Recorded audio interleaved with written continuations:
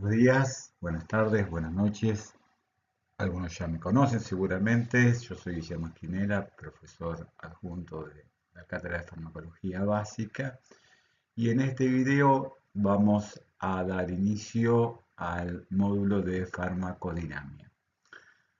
La farmacodinamia analiza los efectos bioquímicos, fisiológicos y los mecanismos de acción de los fármacos. Por lo tanto, les solicito que recuperen conocimientos de otras materias que ya han cursado, como bioquímica, fisiología, biología, histología, y también traten de relacionarlo con materias que están cursando en este momento, como patología, semiología y microbiología fundamentalmente. Bueno, en esta diapositiva ya se han visto los videos anteriores y los seminarios, las clases teóricas sincrónicas, ya lo conocen, o sea, fundamentalmente está planteado que los contenidos vertidos en las diapositivas de los videos subidos no reemplazan los textos de farmacología para el estudio de la materia. O sea que van a servir para definir un marco teórico, para desarrollar los trabajos prácticos, funcionan como guías de estudio. O sea, ustedes no va a pasar simplemente por mirar la imagen y quedarse con esa imagen como para convencerse de que ese es el conocimiento adquirido solamente. Bueno, también reitero la bibliografía propuesta, recomendada, de alguna manera que algunas de estas ediciones están en el aula virtual o otras ediciones más nuevas que puedan conseguir. Bueno, en el módulo anterior, el módulo de farmacocinética, habíamos visto distintos procesos que tenían que ver, o lo habíamos puesto en forma general o expresado en forma general, lo que el organismo le hace al fármaco.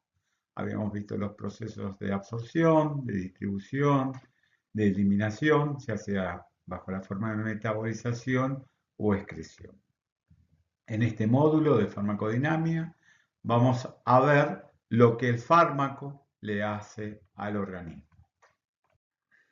Bueno, nuevamente vamos a hacer uso de este esquema, de esta imagen, en la cual vamos a mencionar, diríamos, algunos procesos que vimos ya en el módulo de farmacocinética. Cuando un fármaco se administra a un organismo y ya sea por vía intravenosa, donde lo depositamos directamente en la circulación sistémica, o por otra vía, donde desde el sitio de administración tiene que llegar a la circulación sistémica y yo lo llamamos absorción, el fármaco llegaba a la circulación sistémica, ya en la circulación sistémica estaba disponible para ser distribuido a diferentes tejidos. Esa distribución se iba a dar hacia los tejidos en distintas velocidades, dependiendo de las características del tejido, de las características del fármaco. Dentro a los tejidos que pueda llegar, bueno, va a llegar al tejido que puede ser encontrarse la diana molecular que nos interesa, o sea, que nos interesa modificar y generar una respuesta, por ejemplo, en este caso en el corazón, pero puede que ese fármaco llegue a otros tejidos en los cuales también se encuentre con una diana molecular igual o similar y que genere algún tipo de efecto de respuesta que no deseamos, o puede ocurrir de que llegue a otros tejidos donde no está esa diana molecular y no se genere ninguna respuesta. También dijimos que inmediatamente que llegaba el fármaco a la circulación sistémica estaba disponible o para ser eliminado, ya sea por metabolización y excretado su metabolito o directamente ser excretado el fármaco en su forma original. Bueno, cuando hablamos de diana molecular, hablamos del sitio de acción del fármaco. En forma muy resumida, uno podría decir que el fármaco entra a un organismo y genera una respuesta. Bueno, ¿cuáles son los sitios a los cuales ese fármaco se puede unir? ¿Cómo se genera esa respuesta? Puede ser que esos blancos o dianas moleculares sean proteínas, lípidos, ácidos nucleicos, o sea, el fármaco se une a estos blancos, o puede ser que el fármaco genere una determinada respuesta o cumpla con una determinada función por mecanismos inespecíficos, los cuales no interacciona con ninguna proteína, ningún lípido o ácido nucleico. Dentro de los mecanismos inespecíficos podemos mencionar algunos ejemplos.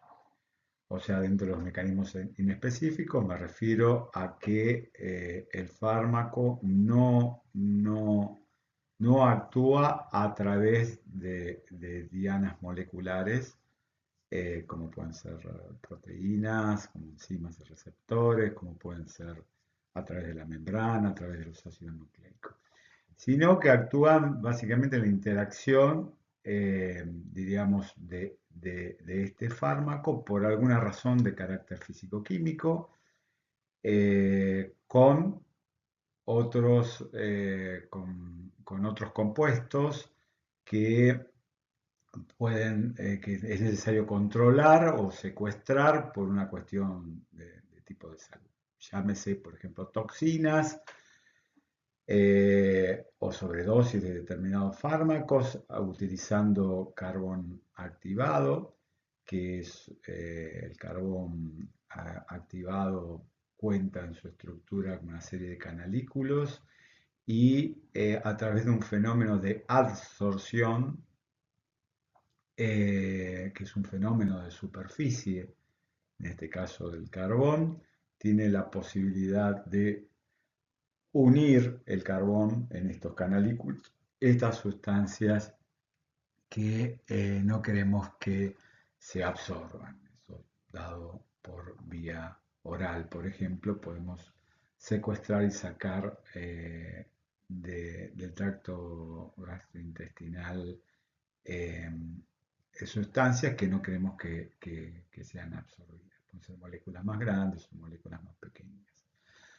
Otros mecanismos inespecíficos pueden ser, por ejemplo, los de los antiácidos para controlar la acidez, una hiperactividad, un pH muy bajo a nivel gástrico, que puede ser bicarbonato en su propiedad ácido-base, neutralizar estos protones, con el inconveniente de que el bicarbonato puede ser absorbido en este caso y modificar el pH dentro del organismo.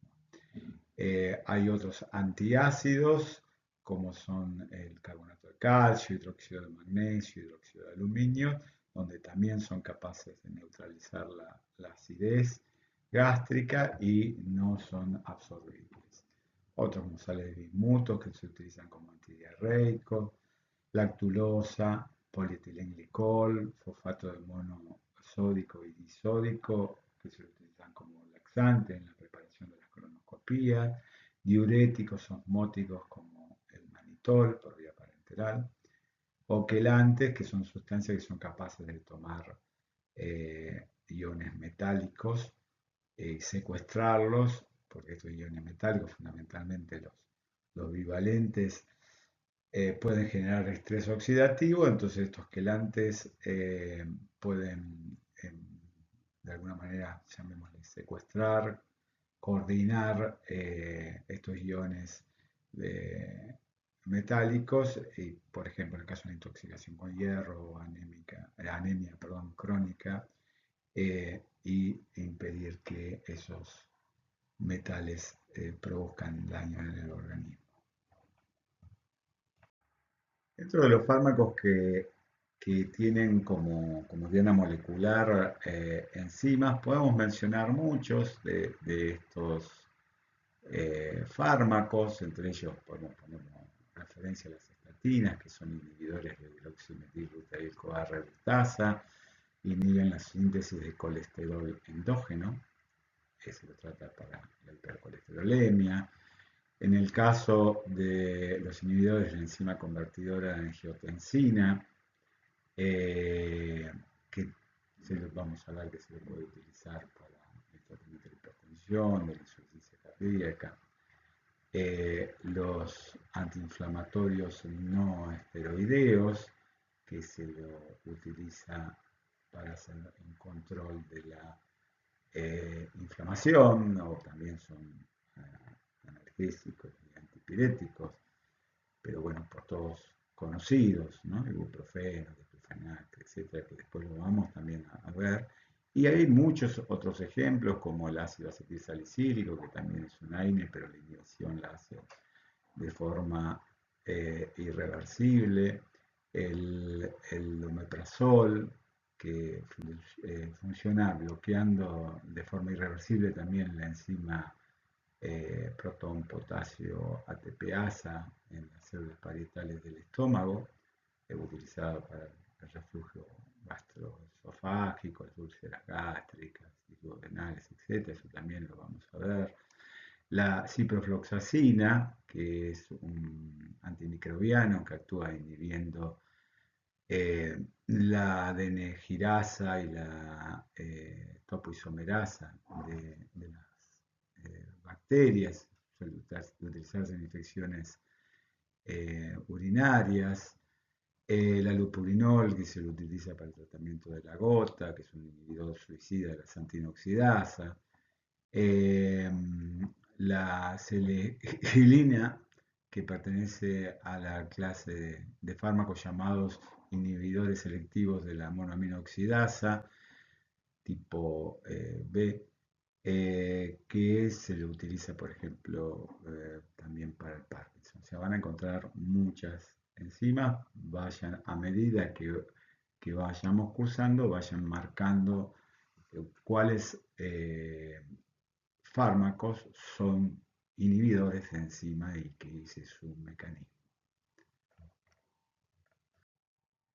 Otra diana molecular por la cual pueden, a través de la cual pueden actuar los fármacos es por unión a intercambiadores o canales iónicos.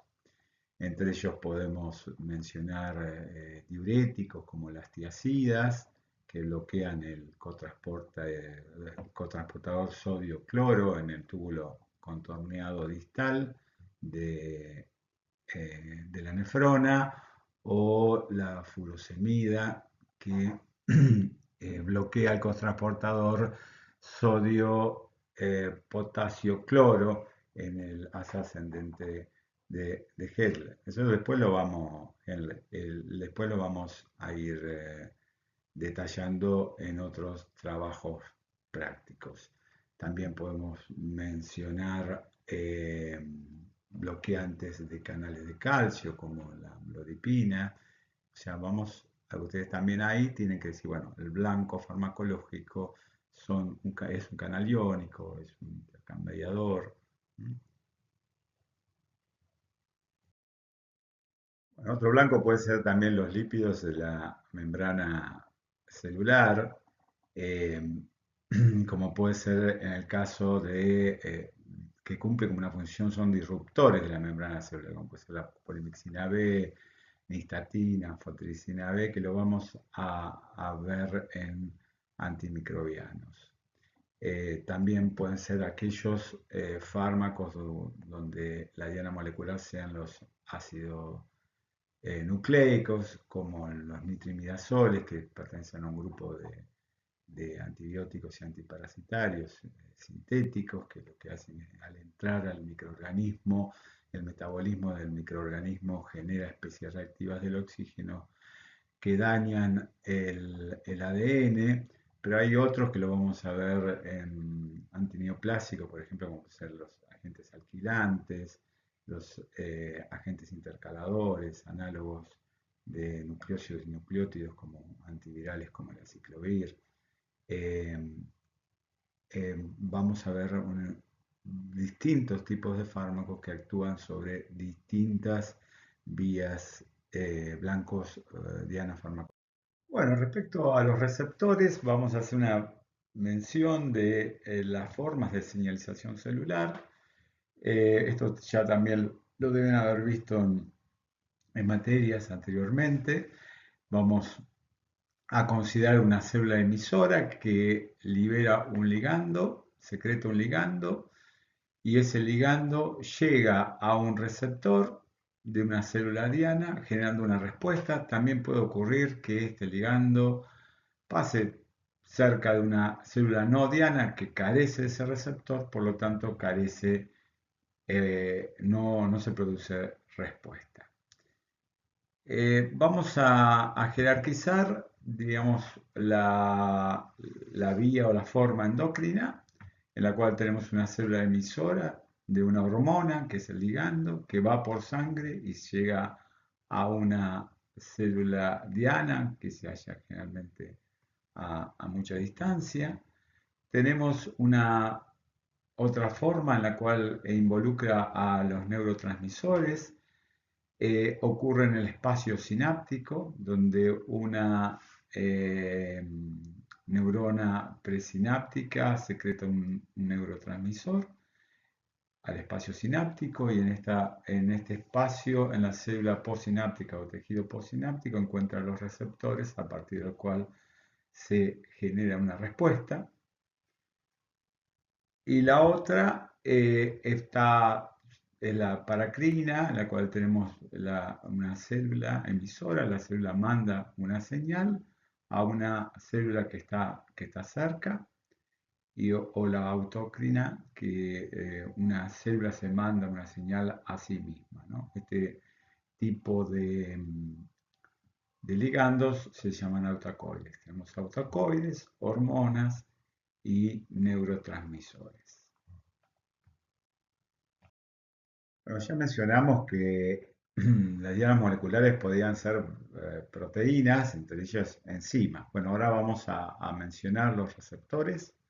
Acá les pido que recuperen su conocimiento de lo que vieron en fisiología, de lo que vieron en, en bioquímica. Ya en biología le empezaron a mencionar alguno.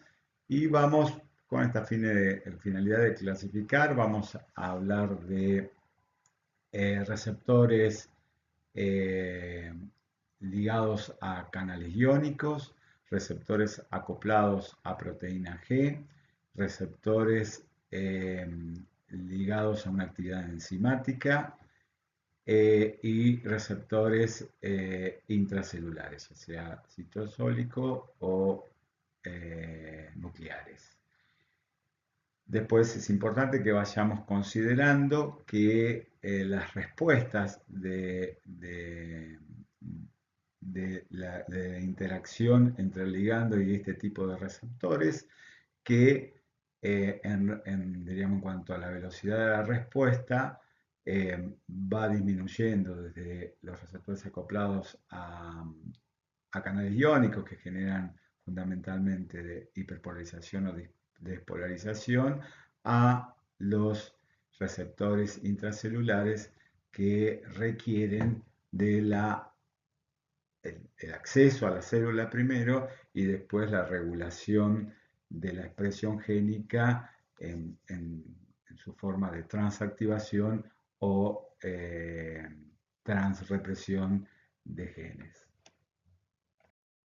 Bueno, dentro de los receptores acoplados a canales iónicos, ustedes también han visto muchos ejemplos, simplemente los voy a mencionar. Por ejemplo, el ligando, el neurotransmisor glutamato a través de los receptores NMDA, AMPA, cainato, que producen o favorecen el flujo de sodio y calcio en la neurona postsináptica, un efecto excitatorio. los canales de GABA, GABA A, que al activarse el receptor GABA A favorece el flujo de cloruro y genera una hiperpolarización, acetilcolina a través de los receptores nicotínicos a nivel de ganglionar y a nivel de la placa neuromuscular y el flujo de sodio, calcio, el de glicina, serotonina, ATP. Como verán, hay muchos receptores de este tipo donde los fármacos pueden hacer blanco y generar una respuesta. Bueno, los fármacos también se pueden unir a receptores acoplados a proteína G. Este tipo de receptores ya lo vieron en fisiología, lo vieron en bioquímica, en biología seguro que ya se los empezaron a mencionar. Por lo tanto, les pido que recuperen esos conocimientos.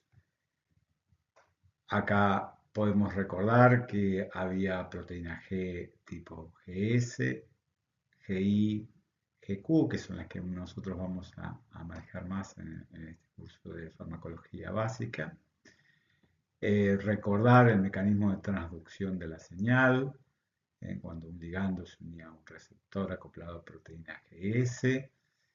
Qué ocurría cuando se activaba la subunidad alfa S y terminaba activando la adenilatociclasa. La adenilatociclasa producía mayores niveles de AMP cíclico y el AMP cíclico activaba proteína quinasa A, que según los tejidos en los cuales nos estemos fijando, esa proteína quinasa A fosforilaba, podía fosforilar canales, enzimas, distintos tipos de proteínas y hacer la respuesta de ese ligando acoplado a proteína GS en ese tejido. Por ejemplo, en un músculo liso bronquial, una activación de un receptor subtipo, por ejemplo, beta 2, lleva a la relajación del músculo liso bronquial.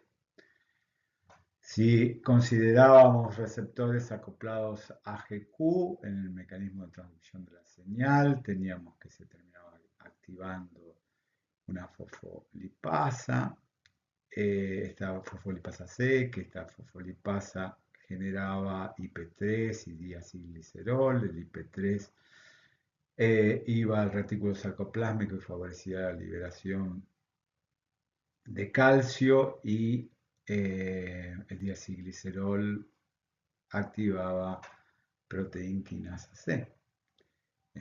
Según nuevamente los tejidos en los cuales estemos considerando, eso si era un músculo podríamos conducir a la contracción de ese músculo y si nos referíamos a una célula secretoria, seguramente favorecía la secreción del ligando que contenían ese tipo de células. En el caso de GI, también deben recordar que el mecanismo de traducción de la señal, que se producía una inhibición de la adenilatociclasa, reduciendo los niveles de AMP cíclico, pero en ese caso las unidades gamma y beta jugaban un rol muy importante, interactuando con canales de potasio y haciendo que esos canales de potasio se abran, que el potasio salga de la célula y se termine produciendo una hiperpolarización de la célula. También es importante recordar que un mismo ligando puede actuar a través de distintos receptores acoplados a distintas proteínas G. El otro grupo que vamos a mencionar, que son los receptores ligando enzimas, donde los fármacos también se pueden unir. El prototipo es el receptor de insulina, está vinculada a una tirosina quinasa, que puede desencadenar o desencadena una cantidad de eventos muy, muy grande que pueden afectar tanto diríamos, a tener efectos de tipo metabólico, activando vías según el tejido donde se encuentre, que tengan que ver con el metabolismo de glúcidos, de proteínas, de lípidos, o también estar vinculados a efectos de tipo mitogénico en cuanto a la regulación de genes. Ejemplos de estos también está de este grupo de receptores en el cual pueden actuar determinados fármacos. Está el receptor del factor de crecimiento, la guanidina ciclasa, tanto en membrana como soluble, y receptores CD45 en la membrana de linfocitos. Pero nosotros vamos a mirar un poco más el de la insulina, lo vamos a considerar en la temática de diabetes y mencionaremos algo vinculado a la guanidina ciclasa en, eh, en cardiovascular. Respecto a los receptores intracelulares, que pueden ser, como dijimos, citosólicos y nucleares, también hay fármacos que se pueden unir a estos receptores, que fundamentalmente están vinculados a la expresión de genes, ya sea activando la expresión de genes o reprimiendo la expresión de genes, y ahí generando una respuesta celular. Este tipo de receptores también son muy variados, receptores de hormonas esteroideas como los corticoides, los mineralocorticoides, los glucocorticoides, los sexuales y otras hormonas como las tiroideas, el ácido retinoico, la vitamina D, etc. Vamos a ver en inflamación, vamos a ver algunos vinculados a los glucocorticoides, por ejemplo. Y en hormonal, en anticonceptivos también vamos a mencionar algunos vinculados a esta temática. Bueno, ahora vamos a plantear qué es lo que pasa. Lo vamos a focalizar en el receptor. Entonces ahora tenemos que todo receptor tiene un agonista endógeno, un compuesto endógeno, un ligando endógeno, mejor dicho, que es capaz de activarlo. También puede ser un fármaco, o sea, va a haber un ligando que se une a un receptor y eso genera una respuesta, o sea que tiene una actividad intrínseca. Un ligando se une a, bueno, un ligando se une a, que es un receptor acoplado a GS y va a producir un aumento de los niveles de AMP cíclico dentro de la célula. Un ligando, un fármaco se une a un receptor acoplado a GQ, sabemos que va a producir un aumento de calcio intracelular casi con seguridad. Entonces, por lo tanto, un fármaco que es capaz de activar el receptor y generar una respuesta, o sea que tiene una actividad intrínseca, lo vamos a llamar agonista.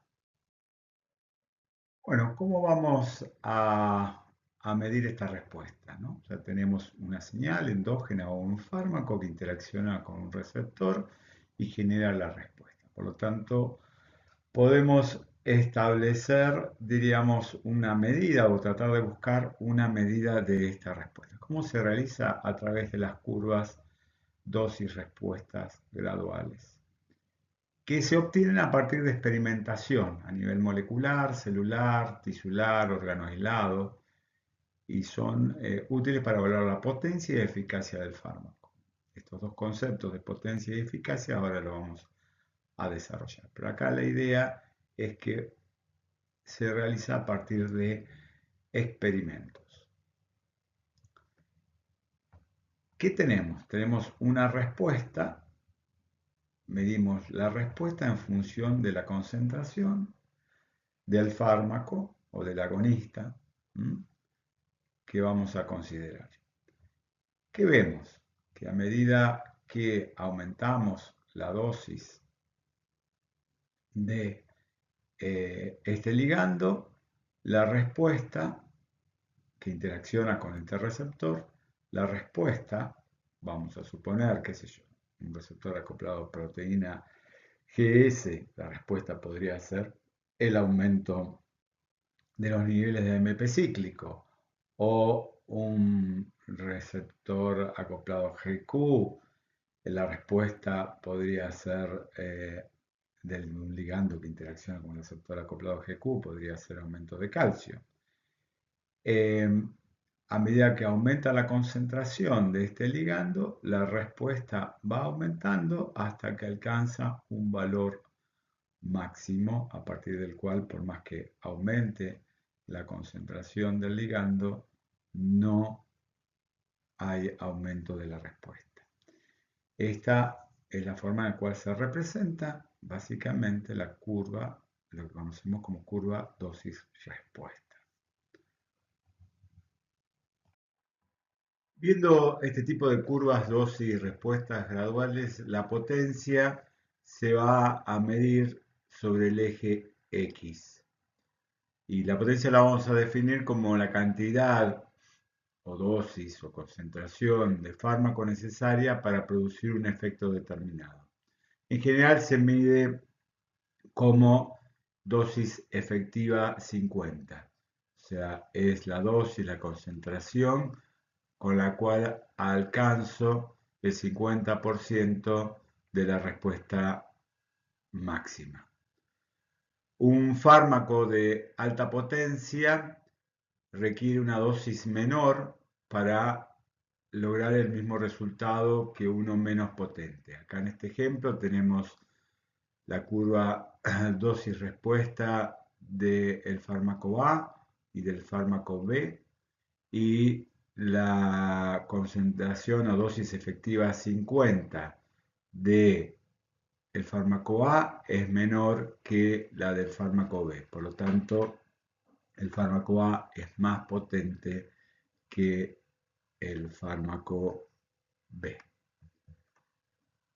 Respecto a la eficacia se mide sobre el eje Y, donde se mide la respuesta, es la magnitud del efecto máximo que un fármaco puede producir independientemente de la dosis administrada. Una vez alcanzado este límite, este efecto techo, aumentar la dosis no va a producir un efecto mayor, sino que probablemente incluso en los modelos experimentales puede generar efectos adversos.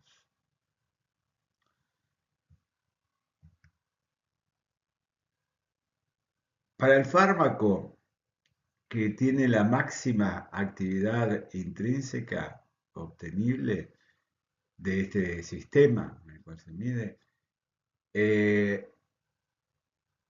o sea, el que es el más eficaz, el nombre corresponde es agonista completo o agonista total.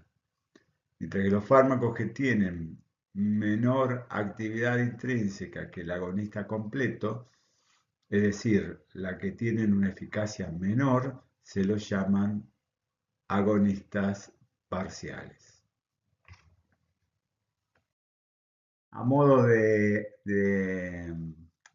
ejemplo, para definir estos conceptos que fuimos mencionando, acá tenemos tres curvas de respuesta o efecto respecto a la dosis o la concentración del fármaco, la del fármaco A, la del fármaco B y la del fármaco C. ¿Qué podemos decir en principio con respecto a la potencia y a la eficacia? El fármaco A es más potente que B y que C. ¿Dónde veíamos potencia? Sobre el eje de la X. O sea que logro este efecto del 50% a una concentración menor que B y que C. A y C tienen la misma eficacia, porque llegan al mismo valor, a una eficacia máxima. O sea, este es menos potente, o A es más potente que C, pero la eficacia es la misma. Sin embargo, B es menos potente que A, es más potente que C, pero es menos eficaz que C. Esto se los dejo para que lo vayan viendo como para ir definiendo estos conceptos. Bueno, nuevamente los invito a observar este tipo de curvas, dosis-respuestas graduales, en las cuales sobre el eje Y tenemos la respuesta biológica y sobre el eje X tenemos el logaritmo de la concentración o de la dosis del fármaco o del ligando.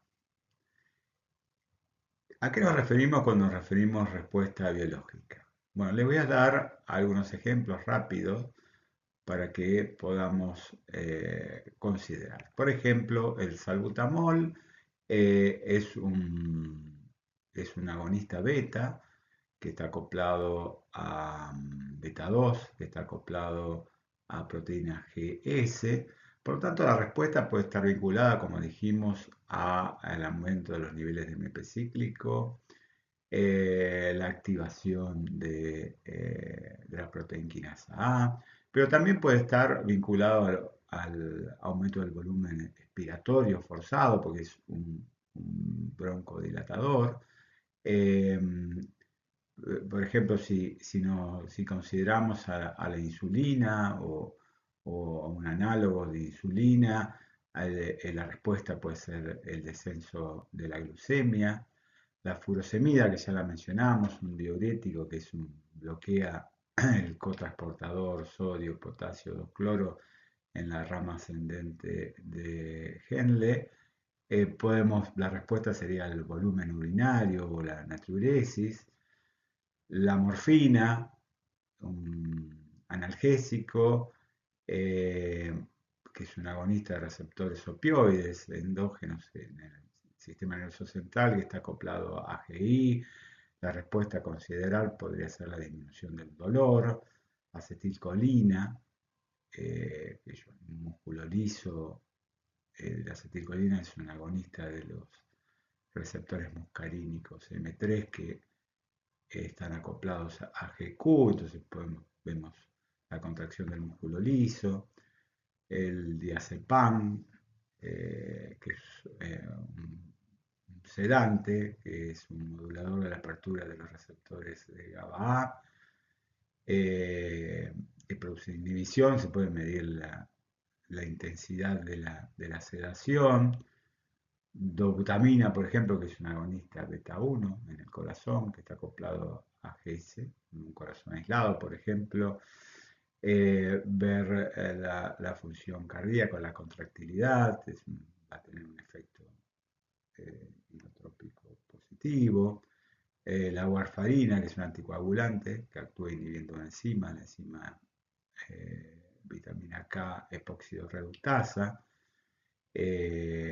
Un anticoagulante de estas características, podemos medir el incremento del INR, que es este índice que mide el tiempo que tarda la sangre en coagular. O sea, lo que tiene que quedarles claro a ustedes es que esta respuesta que uno considera puede ser muy variada, pueden ser indicadores intracelulares o de la respuesta concretamente del tejido a ese ligando al cual lo exponemos. Nuevamente, observando esta curva, la pregunta es, ¿cuándo se alcanza esta respuesta máxima? O sea, a partir de la cual, si yo aumento la concentración de este ligando, ya no sigue subiendo la respuesta. Es una interesante pregunta y los dejo pensando. Cric, cric, cric, cric.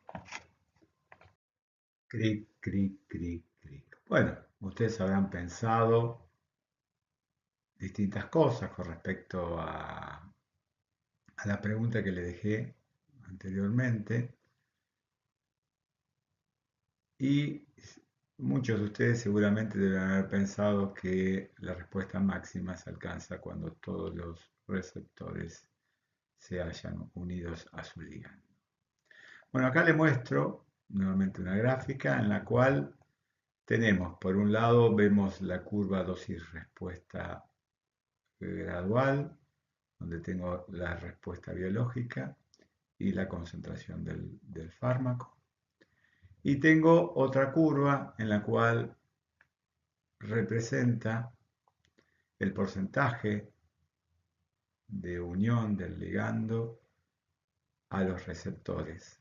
A medida que aumenta la concentración, aumenta la cantidad de receptores ocupados por ligando.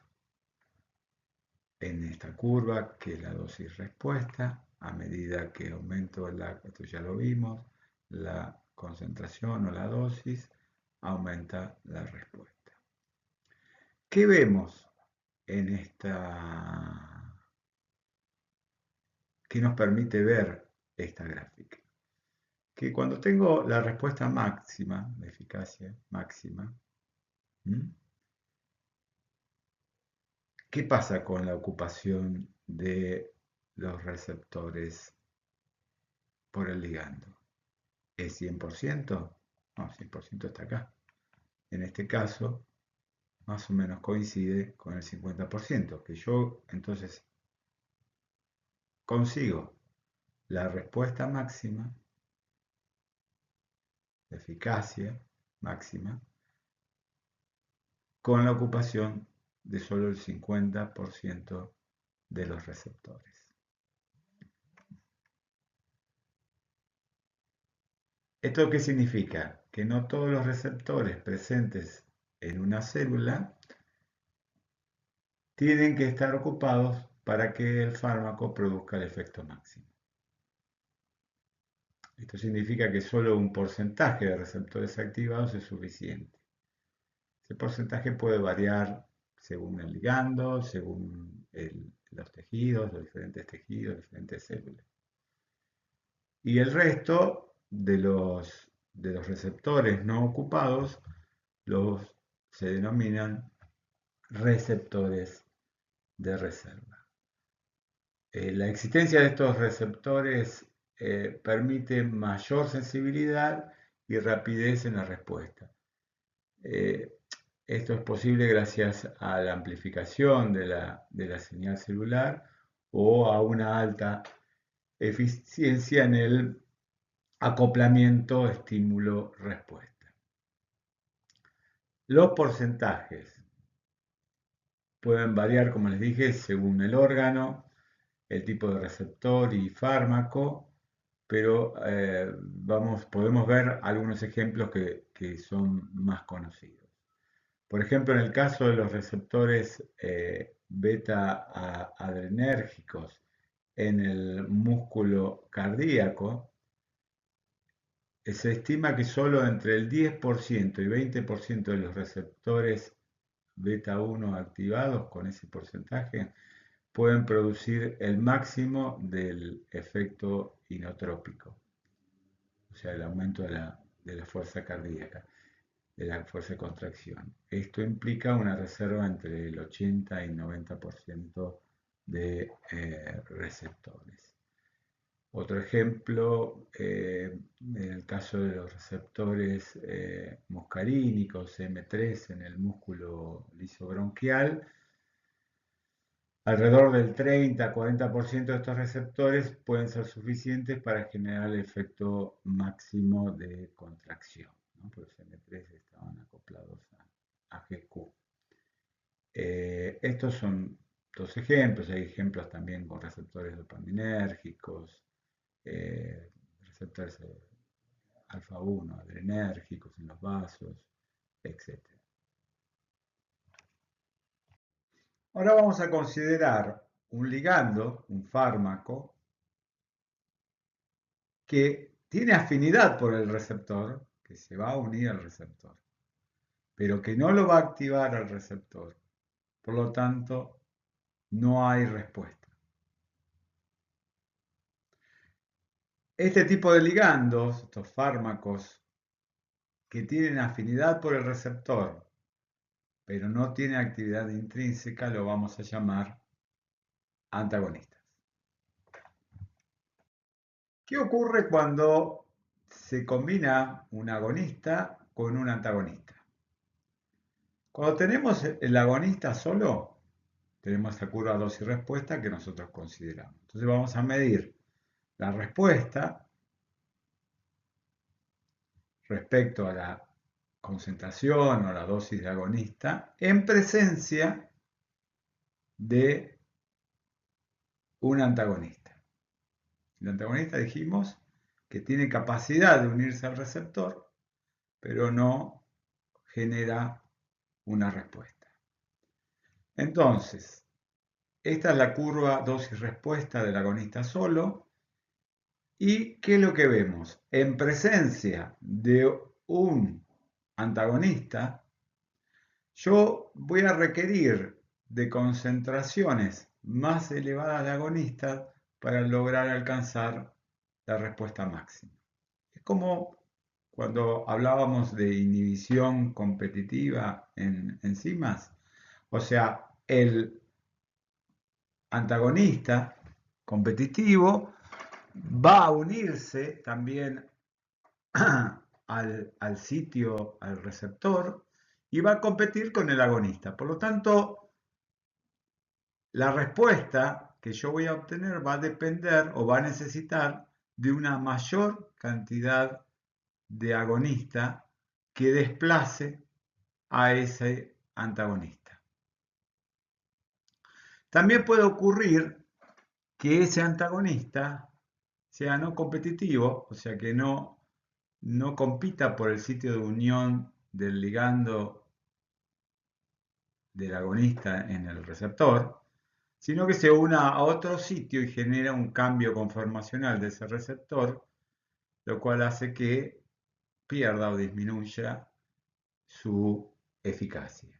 Yo tengo el agonista solo, tengo esta curva dosis-respuesta, y en presencia de un antagonista no competitivo, no voy a poder alcanzar nunca esta eficacia máxima porque ese antagonista queda unido a otro sitio de ese receptor y ese cambio conformacional hace que no pueda generarse una respuesta máxima.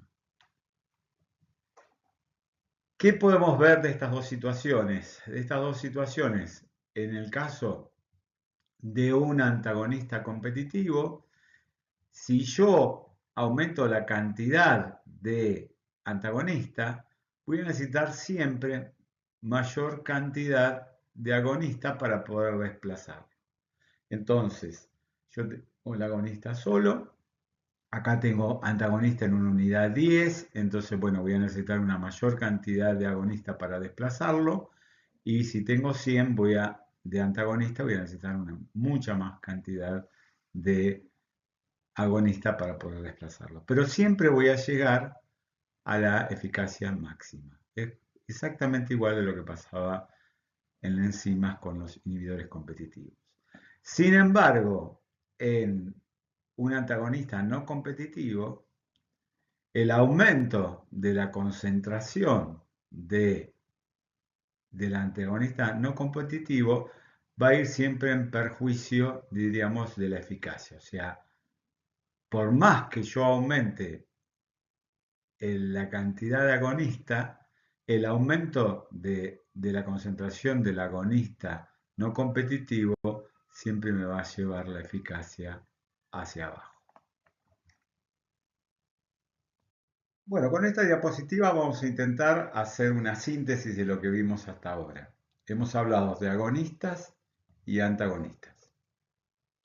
Los agonistas totales, parciales y antagonistas se definen por su afinidad, o sea, la capacidad de unión, y eficacia farmacológica, capacidad de activar el receptor. Un agonista total o completo posee una alta afinidad y alta eficacia. O sea, se une al receptor y lo estabiliza en su forma activa máxima, produciendo una respuesta biológica total. Un agonista parcial posee afinidad por el receptor, a veces igual, puede ser, o más, incluso mayor que los totales, pero la eficacia intrínseca es baja o intermedia, o sea, tiene un valor por debajo de la eficacia del agonista total. Eh, Incluso todos los receptores pueden estar ocupados, aunque estén ocupados, no logran la respuesta máxima del sistema. Un antagonista posee alta afinidad, o sea, el antagonista se une firmemente, pero la eficacia es nula. Al unirse al sitio del receptor, simplemente bloquea la unión de agonistas naturales o terapéuticos, o fármacos, sin activar el receptor. Esto es importante, ¿no? Plantear un antagonista no genera respuesta, se une, tiene afinidad por el receptor, pero no genera respuesta. Y como curiosidad podemos plantearlo también, hablar de lo que es un agonista inverso, y está referido a un tipo de receptor que tiene una actividad constitutiva y en presencia del ligando esa respuesta cae, se disminuye. Pero bueno, lo vamos a dejar. ¿Qué ocurre cuando se combina un agonista total y un agonista parcial? Acá en la línea, en la curva azul, dosis respuesta, tenemos la de un agonista solo, un agonista total, porque tengo el 100% de la respuesta, y en verde tengo la de un agonista parcial solo, que se va a caracterizar en este caso por tener menos eficacia que el agonista total. Bueno, ¿qué ocurre cuando se combinan un agonista total y un agonista parcial? Bueno, los agonistas parciales pueden provocar la activación de un sistema inactivo, porque va a generar una respuesta, como vemos acá, pero también puede generar un antagonismo de la respuesta de un sistema activado por un agonista más eficaz. Lo podemos ver en esta curva. Acá tenemos el agonista total solito y acá tenemos la combinación o la mezcla de un agonista total y uno parcial. A valores bajos de la actividad basal se observa un efecto estimulante, es como que si se sumara la actividad propia del agonista total más la del agonista parcial. Imaginemos acá, ¿no? Se va sumando. Mientras que a valores de respuesta más altos, ¿qué empieza a ocurrir? Empieza a ocurrir que el agonista parcial compite con el agonista total por el sitio de acción. Entonces, y el agonista parcial tiene menos eficacia, por lo tanto, la actividad, la eficacia, se va a ver desplazada en este sentido, va a ser menor. A concentraciones fijas de agonista parcial, nuevamente, si el agonista total yo aumento mucho la concentración, lo va a terminar desplazando. Pero va a tener una etapa en la cual va a haber un efecto de suma y va a haber otra etapa en la cual se va a ver que la eficacia disminuida por un efecto competitivo. Hasta ahora hemos hablado de eficacia farmacológica.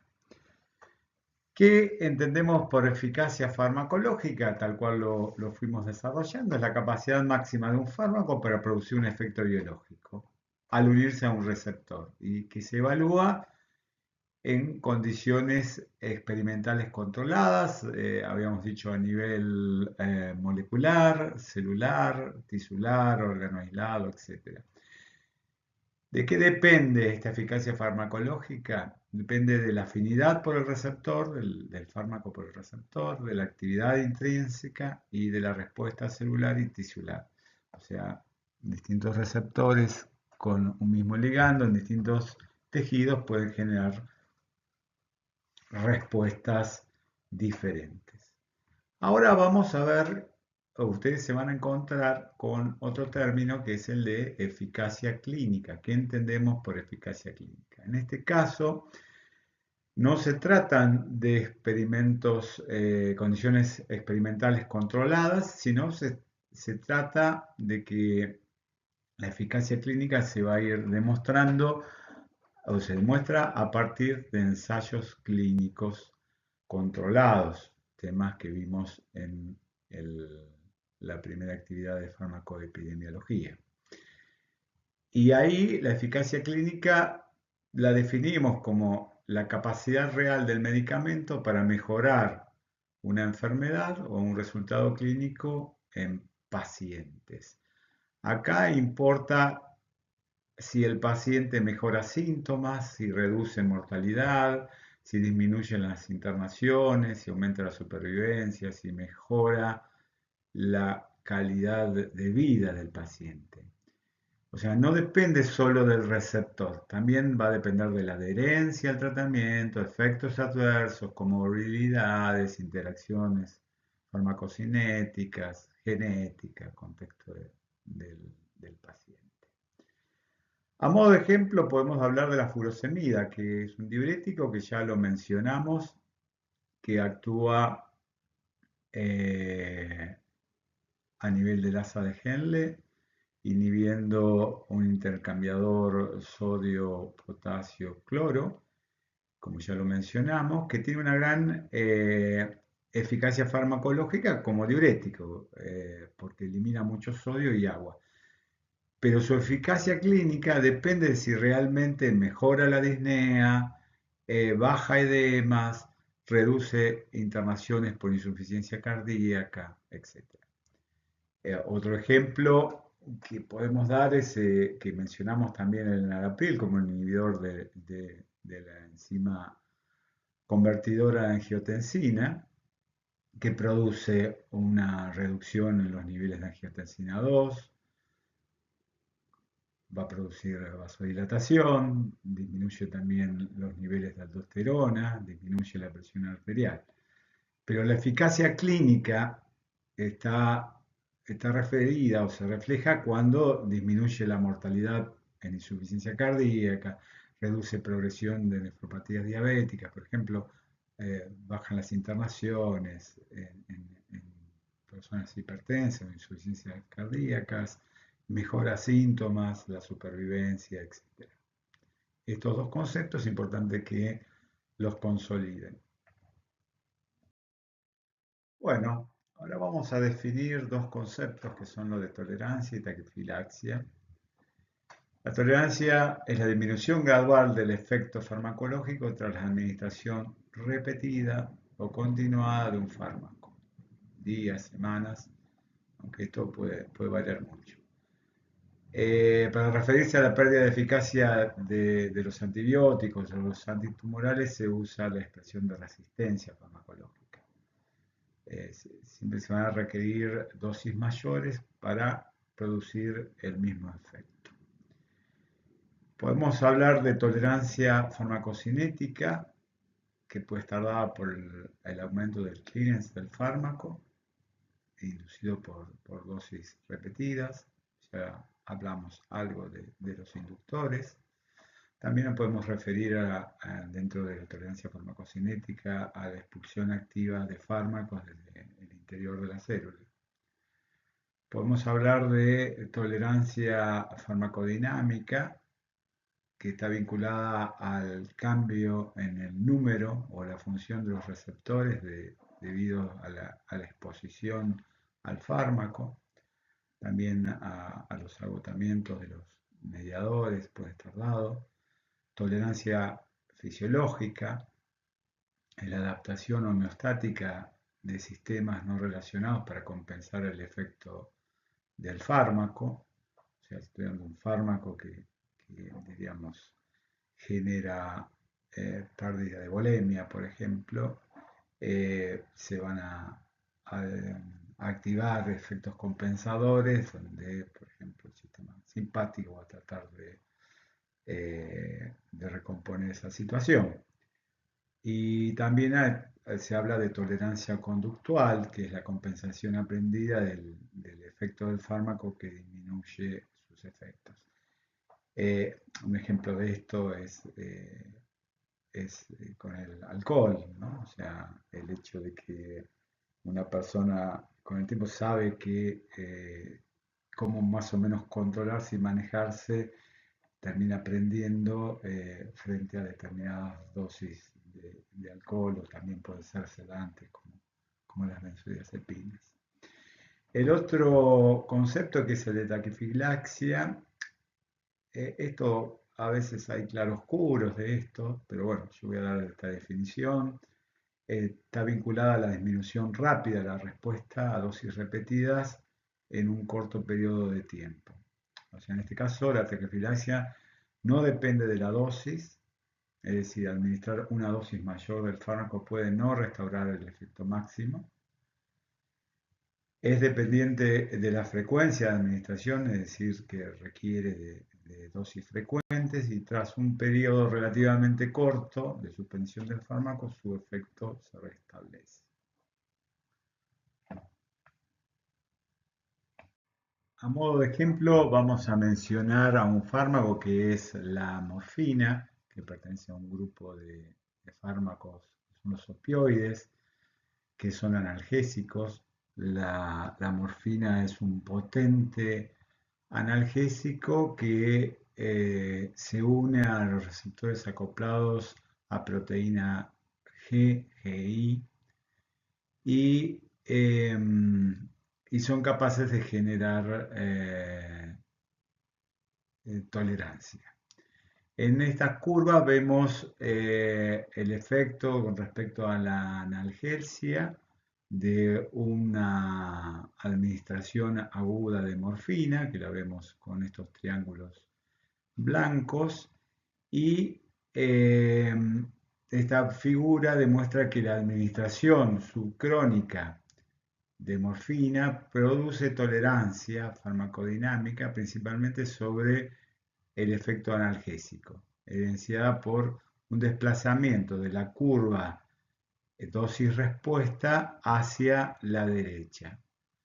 Como vemos, la potencia disminuyó, la morfina sigue pudiendo producir analgésica casi a nivel 100%, pero necesita dosis más altas, así como que el paciente se acostumbra. Entonces, la eficacia máxima es casi igual, pero la potencia disminuye. En este caso, la potencia, la tolerancia afecta sobre todo a la potencia. En cambio, en otro efecto que produce, que es capaz de producir la morfina, que es la miosis, presenta escasa tolerancia, ya que la curva no se modifica o se modifica en forma mínima. Acá vemos otras situaciones también a considerar, como es lo que denominamos como tolerancia cruzada, que es el desarrollo de tolerancia, pero a múltiples fármacos de la misma clase, tras la exposición a uno de ellos. Acá tenemos el caso de la curva dosis-respuesta del fentanilo, que también es un opioide. Vemos que frente a una exposición subcrónica de morfina, la curva del fentanilo, digamos, se desplaza nuevamente hacia la derecha, o sea, genera tolerancia por haber estado en contacto con la morfina, eh, y sin ser el mismo fármaco, simplemente porque está vinculado y está estimulando el mismo tipo de receptores. La otra cuestión a considerar, por ejemplo, son aquellos que son sensibilizadores. La sensibilización es el desarrollo de tolerancia inversa o intolerancia. Se trata de un aumento del efecto del fármaco asociado a dosis intermitentes. Se observa, por ejemplo, en el caso de las anfetaminas, donde tenemos acá la curva de la anfetamina, curva dosis-respuesta de la anfetamina dada en forma aguda y después de la administración subcrónica también con anfetaminas, vemos que hay un desplazamiento hacia la izquierda, es como hay una sensibilización, como que a menos dosis, diríamos, tenemos el mismo efecto. Bueno, considerando el concepto de tolerancia farmacodinámica, donde habíamos definido que eran los cambios en el número o la función de los receptores debido a la exposición del fármaco, vamos a tratar de comprender lo que es el proceso de desensibilización del receptor, que es la pérdida de respuesta de una célula a la acción de un ligando como resultado de la acción de este ligando sobre la célula, diríamos de una forma por una estimulación excesiva o prolongada. Vamos a ver dos vías de desensibilización de receptores acoplados a proteína G, una es la homóloga y otra es la heteróloga. En el caso de la homóloga, el agonista se une al receptor, se produce la activación en condiciones normales, que eso podría generar la respuesta, pero frente a un estímulo excesivo, prolongado, se activan quinasas del receptor acoplado a proteína G que fosforilan a esta forma de receptor activado y se genera una pérdida de acoplamiento con la proteína G correspondiente. A partir de ahí se pueden dar procesos de endocitosis, entonces también disminuye el número, de esa manera disminuye el número de receptores disponibles.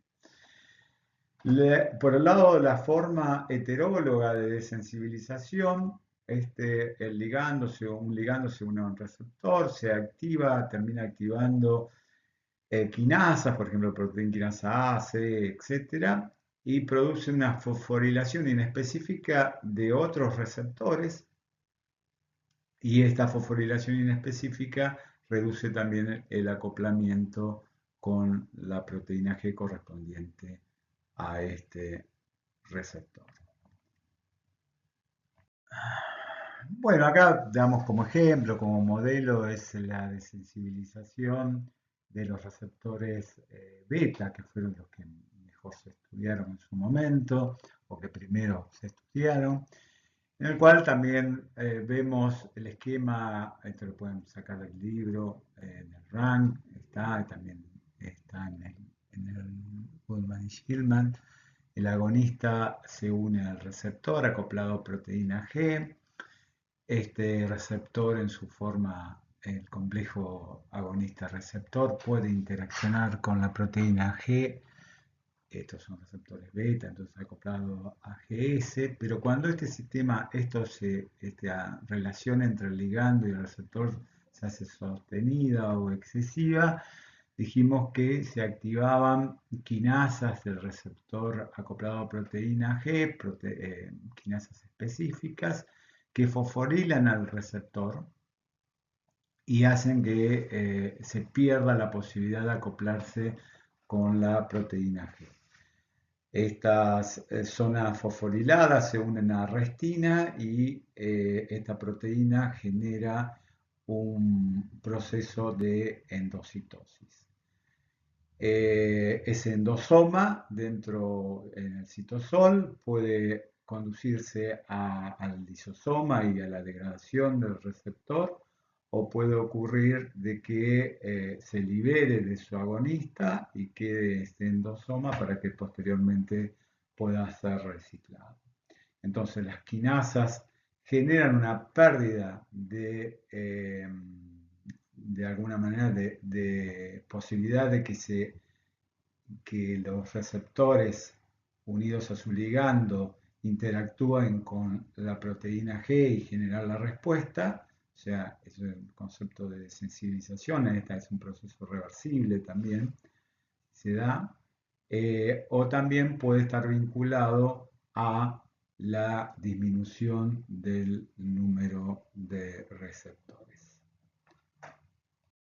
En este módulo también cabe hablar de interacciones farmacológicas, cuando, diríamos, se dan, eh, es el resultado de la administración conjunta de dos o más fármacos. Habíamos hablado dentro de las interacciones farmacológicas, en el módulo anterior habíamos hablado de las farmacocinéticas, por ejemplo, a nivel de absorción, compitiendo dos fármacos por un mismo transportador en el proceso de absorción. De metabolismo habíamos hablado de inducción e inhibición, y ahora nos vamos a referir a las farmacodinámicas, donde se pueden dar interacciones de tipo de sinergismo, sinérgicas o antagonismos.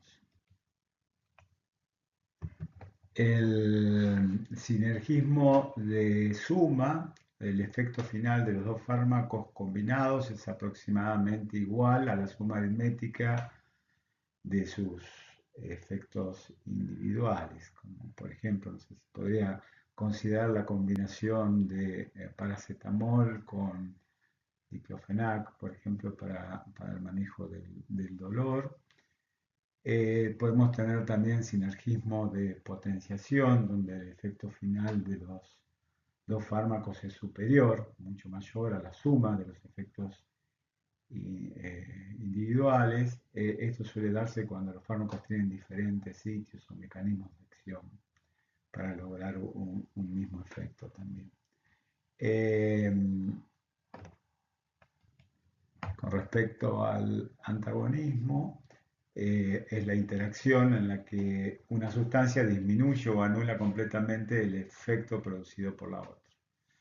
Puede ser un efecto competitivo, un efecto un antagonismo competitivo, un antagonismo no competitivo.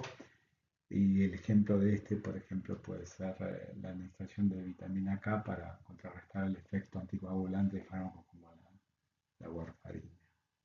Vamos a ver a lo largo del curso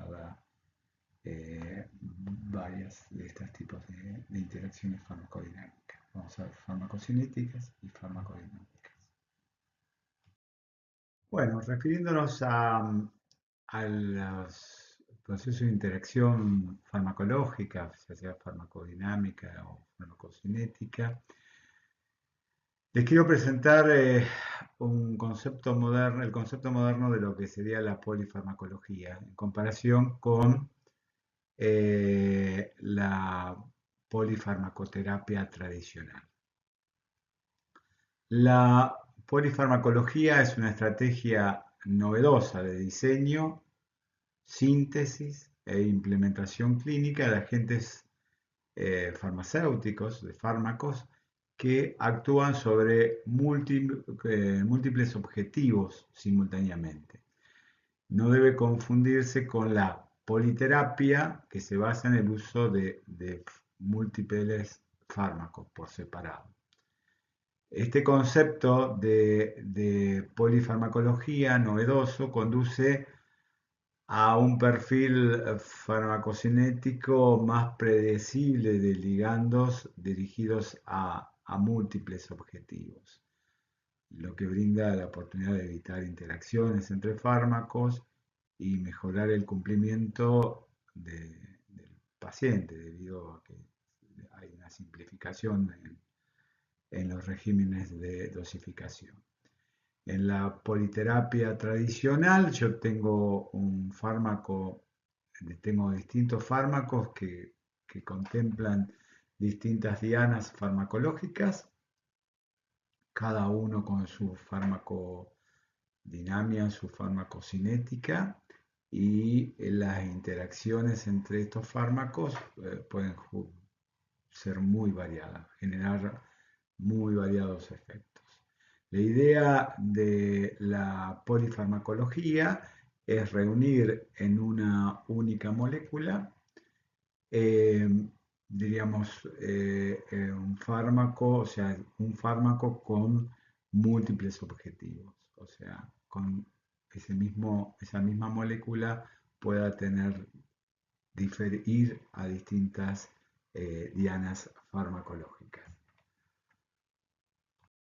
Hay fármacos desarrollados o en vías de desarrollo con estas características, como es en el tratamiento del cáncer de mama, HR2 positivo, donde tenemos el trastuzumab, que es un anticuerpo monoclonal humanizado, recombinante contra el receptor 2 del factor de crecimiento epidérmico humano. Y este anticuerpo está unido a otra molécula que es un inhibidor de los microtúbulos, o en otro caso está unido a un inhibidor de topoisomerasa. O sea, tengo anticuerpo contra el receptor del 2 del factor de crecimiento epidérmico humano y la posibilidad de que en el otro extremo de la molécula, en este caso, tengo un inhibidor de la síntesis de los microtúbulos o un inhibidor de la topoisomerasa 1. Hay otros fármacos en desarrollo, antipsicóticos, donde en la misma molécula tenemos antagonistas de receptores de serotonina y antagonistas de receptores de dopamina. El desarrollo de esto, o sea, la industria farmacéutica está trabajando mucho en el desarrollo de este tipo de fármacos, fundamentalmente por la razón esta de evitar interacciones y generar, diríamos, fármacos más eficaces. Como recomendación, ya que por ahora disponen de un poco más de tiempo, les recomiendo que vuelvan a los libros de fisiología fundamentalmente, también un poco de bioquímica, y revisen y recuperen los conocimientos de los procesos de contracción y relajación del músculo liso bronquial, músculo liso vascular. Estos temas después los vamos a ir desarrollando en otras unidades temáticas. Como así también el proceso de contracción y relajación del músculo cardíaco, porque vamos a ver a lo largo de cursada, en el módulo cardiovascular fundamentalmente, fármacos que son agonistas adrenérgicos, fármacos que son antagonistas adrenérgicos, fármacos que actúan bloqueando canales de calcio, fármacos que actúan en la bomba sodio-potasio ATPasa en el corazón, inhibidores de la fosfodiesterasa, sensibilizadores de proteínas contráctiles, etc. Por lo tanto, para llegar a eso es necesario comprender el proceso de contracción y relajación del músculo cardíaco, así que ya lo invito a que vuelvan a repasar el tema. Bueno, ya hemos llegado alrededor de 1 hora 15 de video. Puedo imaginar que ya deben estar bastante cansados. Por lo tanto, me voy a despedir. Vamos a continuar con el tema de farmacoepidemiología 2, que son casos especiales. Les agradezco por la atención y bueno, nos veremos más adelante.